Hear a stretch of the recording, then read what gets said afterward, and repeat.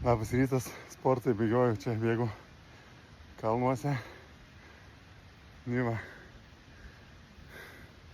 Gerai padaryta.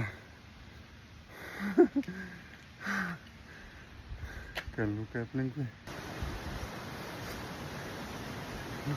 Galvoju, lengvai apšilimui užbėgsiu. Atstumas nėra didelis, porą kilometrų. Bet vieni kalną lipti.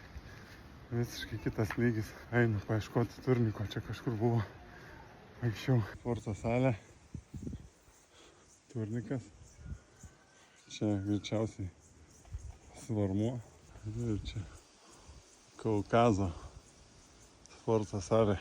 Po sporto aš čia tokioje vietoje, kur labai retai čia būna turistų. Tai